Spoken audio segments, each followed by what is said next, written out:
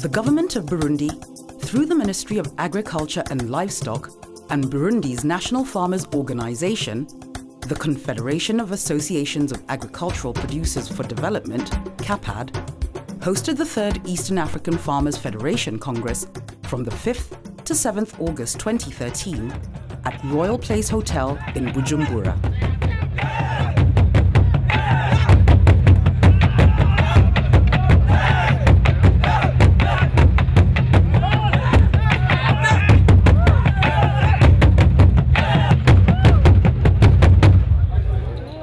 The Eastern Africa Farmers Federation, Eaff, is a non-political, non-profit and democratic organization of all farmers of Eastern Africa that was formed in 2001. Its role is to voice legitimate concerns and interests of farmers of the region with the aim of enhancing regional cohesiveness and social-economic status of the farmers. Specifically, Eaff nurtures the interests of farmers on issues such as markets, productivity, capacity building, information, and fostering regional integration through trade and good neighborliness. In her welcome remarks, the Burundian Minister of Agriculture and Livestock, Honorable Odette Kayatesi, expressed her appreciation and thanked Eaff for having chosen Burundi to host the 3rd Farmers' Congress and especially to have chosen the crucial theme towards the economic sovereignty of Eastern African farmers in our respective countries. Vu les efforts que nous sommes en train de mener dans notre pays pour restructurer le monde rural, je ne doute pas qu'avec cette rencontre d'aujourd'hui, articulée sur les échanges d'expériences, ça nous aidera à beaucoup plus organiser nos producteurs afin d'atteindre la souveraineté économique de l'agriculture dans notre pays et pourquoi pas dans toute l'Afrique. The meeting was officially opened by the 2nd Vice President of Burundi, Dr. Gervais Rufyikiri, who welcomed all the delegates to the meeting on behalf of the government of Burundi and lauded the Eaff Farmers Congress for presenting an opportunity to share ideas, establish collaborations, improve the visibility of Eaff, and approve resolutions to strengthen its role as an entrepreneurial organization.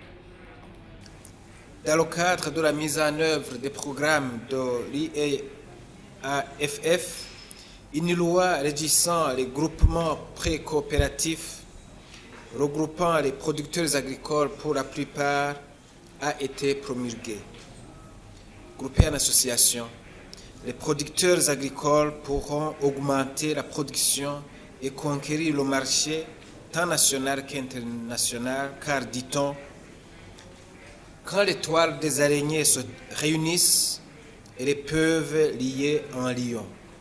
Eaff's establishment in 2001 was championed by national farmers' organizations from Kenya, Tanzania, Uganda, Rwanda, and the Democratic Republic of Congo to respond to the need to get organized at the regional level. Since then, and especially from the last Congress that was held in Arusha, Tanzania in 2009, Eaff has managed to grow its membership to 22 member organizations representing 22 million farmers in 10 member states and also increased technical and financial partners from 2 to 31, enhancing stability and confidence in the Federation. Currently, we are proud of having major partners in governments, development institutions that are actually working with the East African Farmers Federation, the European Union, USAID, IFAD, FAO, and many others, bilaterals, Swiss, working with the East African Farmers Federation. So for sure we have actually grown. When we were in Arusha, our direction was not clear, especially in terms of ownership. Our membership then did not know exactly what it is that Eaff is supposed to do for them. They didn't actually believe that it belongs to them. So in terms of ownership, that was not there in Arusha. But we have actually walked through that. And now Eaff has got owners. They see us as a capacity, as a facility that is actually supposed to empower them in organization, economically, and also making sure that their agriculture actually benefits them as farmers. The Congress, being the apex organ for Eaff, had 2 main agendas. 1, a workshop where farmers were updated and taken through trends in agriculture at the national, regional, and continental levels, and 2. Governance issues in relation to the Congress. That is, receiving and approving the activity report from 2009 to 2012, rolling out the new strategic framework of Eaff, charting the way forward with respect to resolutions, and finally, electing a new board to steer Eaff for the next 4 years. The Congress this year, the theme is towards an economically sovereign farmer in Eastern Africa. I think it's important that farmers are drivers of their own destiny. I think the challenge has always been that farmers do not understand or do not know, or maybe they don't think that they have so much power in the sector. You know, they have the numbers, they're the largest investors in agriculture, and they seem not to know this. You know, I said in my presentation that the COMESA region food import bill is to the tune of $22 billion every year. And 92% of that are cereals and grains. This money is not going to African farmers. It's actually going to farmers not working in Africa, not farming in Africa. And we are saying that this needs to turn around.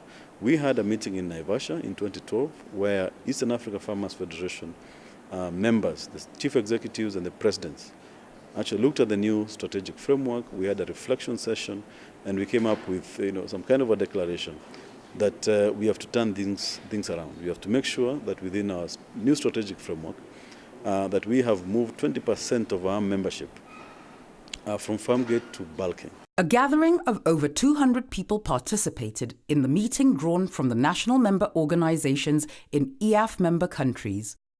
Farmer networks representing the Pan-African Farmers Organization, PAFO, development partners, East African Community, EAC, Common Market for Eastern and Southern Africa, COMESA, private sector, and the broader civil society.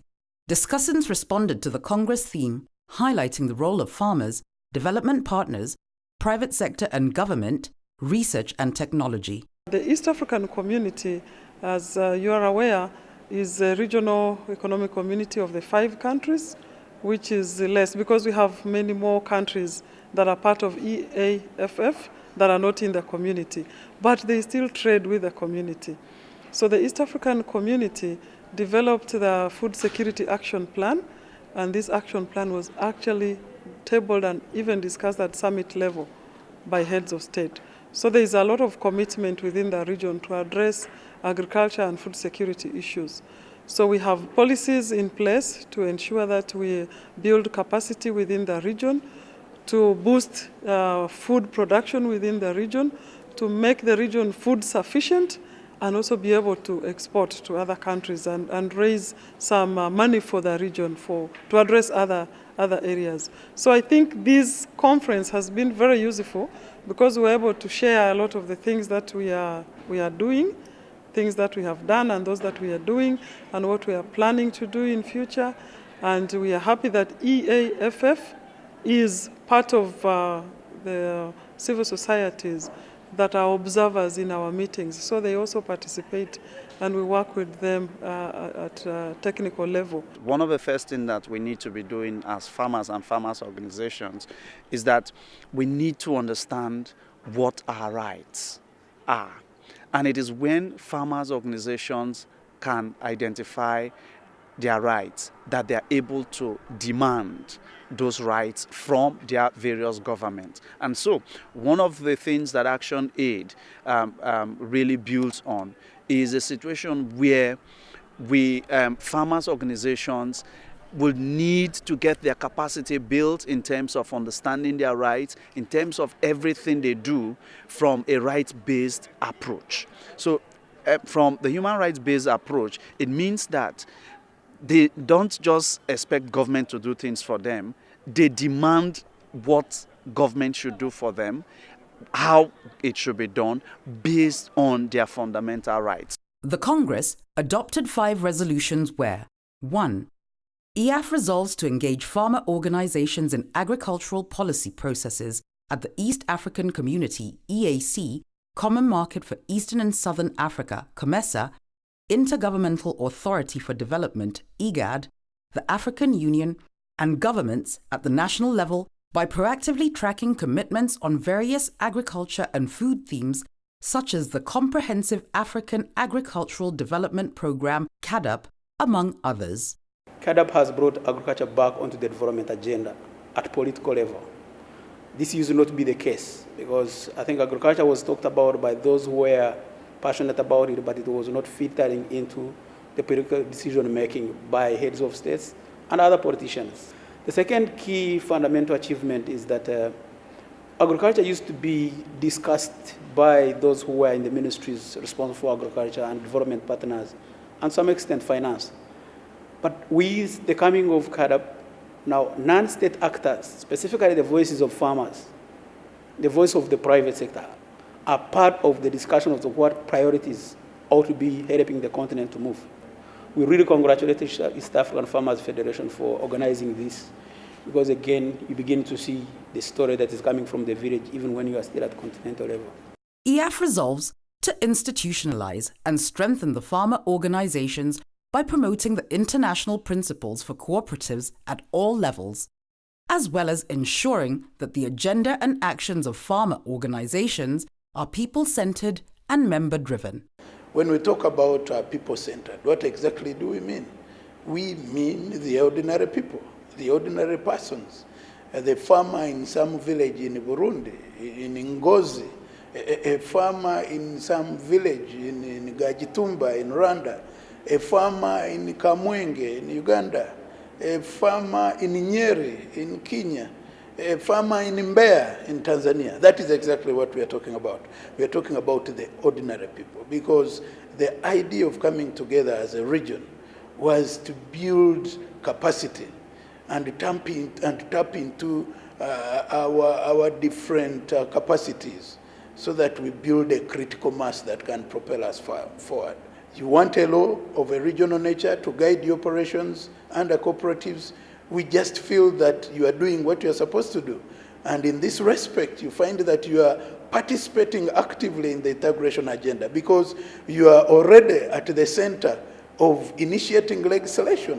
There is no better way that any section of our society can take part in the integration agenda other than coming out and saying, we know you are there for a good cause, you know you can do a useful thing for us, we want a law, and we respond by saying that we will make it available. Eaff resolves to strengthen the capacity of farmer organization to provide relevant economic services to their members, including promoting the use of structured trading systems in the region and addressing constraints pertaining to access to finance for farmers, amongst many others. The MOU that EAGC signed with Eaff is giving an opportunity, or it creates a platform whereby EAGC will offer training to Eaff members and farmers to understand the entire concept and process of structured trade. So we already have got the training curriculums in place in our institute, the Eastern Africa Grain Institute, which is a specialized division of EAGC. And so we will be training, taking farmers through a very structured and elaborate course to understand, starting with quality and post-harvest management, going into trading and trade contracts, going into warehousing and the whole process of warehousing and financing, and also market information systems, so that they can then be able to know when it's best to sell based on the market information services that they're able to receive.